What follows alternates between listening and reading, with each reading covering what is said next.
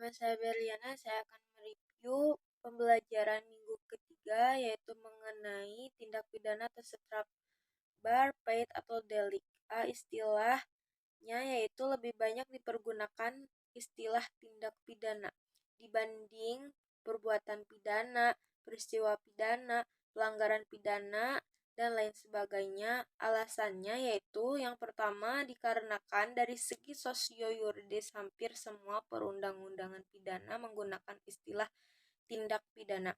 Yang kedua dikarenakan semua instansi penegak hukum dan aparat menggunakan istilah tindak pidana.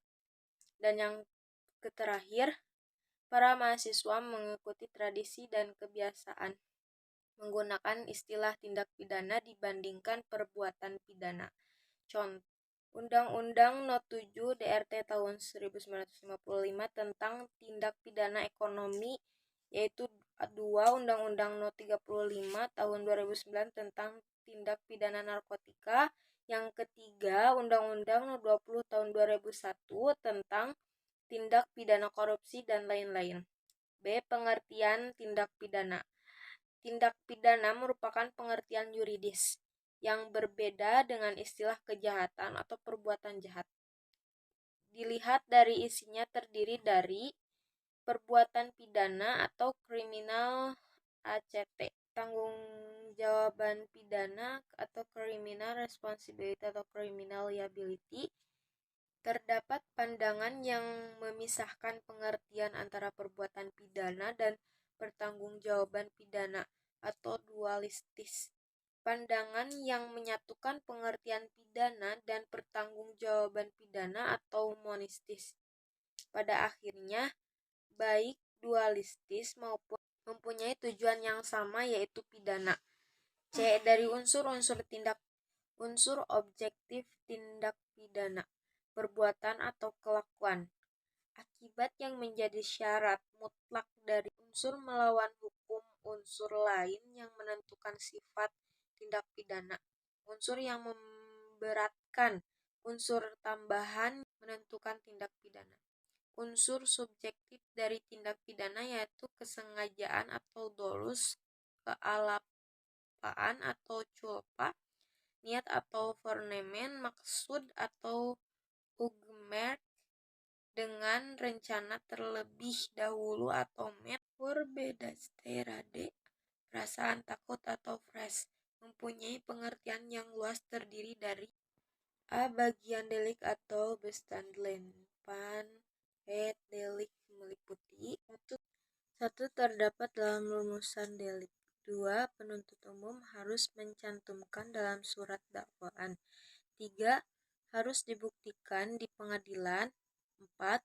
Apabila tidak terbukti, hakim harus membebaskan terdakwa atau vrijspraak.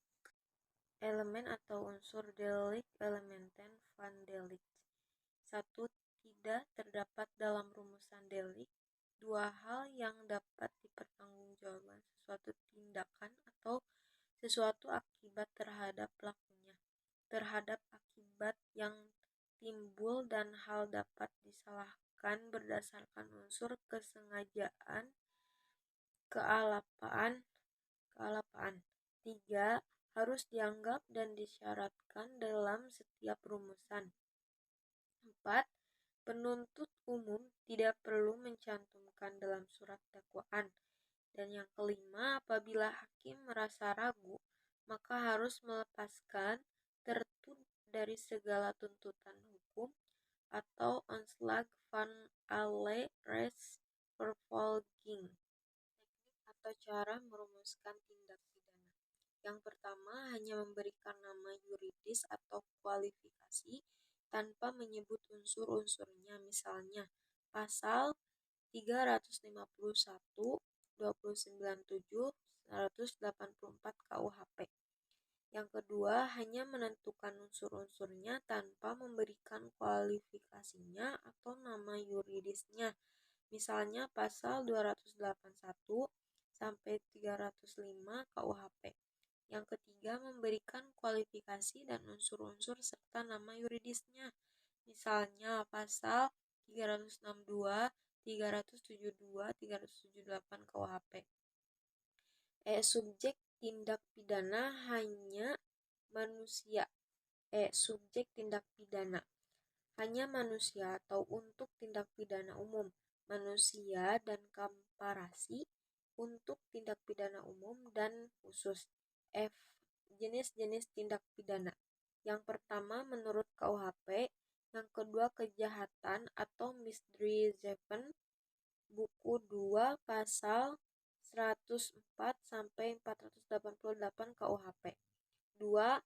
Pelanggaran overtradingen di buku 3 pasal 489 sampai 569 KUHP. A. Perbedaan kejahatan dan pelanggaran menurut MVT didasarkan pada penilaian kuantitatif, yaitu kejahatan sanksinya lebih berat. Jenis-jenis tindak pidana. Yang pertama yaitu menurut KUHP, yang pertama kejahatan misdreavation ada di buku 2 pasal 104 sampai 488 KUHP. Yang kedua, pelanggaran overtradingen ada di buku 3 pasal 489 sampai 569 KUHP. A. Perbedaan kejahatan dan pelanggaran menurut MVT didasarkan pada penilaian kuantitatif, yaitu kejahatan sanksinya lebih berat dibandingkan dengan sanksi pelanggaran. Selain itu juga didasarkan pada kualitatif, bahwa kejahatan delik hukum atau reh delik atau malaperse pelanggaran delik undang-undang atau wets delik atau malakuia vohibilita. 2. Menurut doktrin, delik formil dan delik material, delik komisionis, delik omissionis, delik commissionis per omissionem commissa, delik dolus dan delik culpa, delik tunggal dan delik berganda, delik aduan dan bukan delik aduan, delik politik dan delik umum. Terakhir, delik khusus dan delik umum. Assalamualaikum warahmatullahi wabarakatuh. Sekian dari saya. Mohon maaf banyak kesalahannya.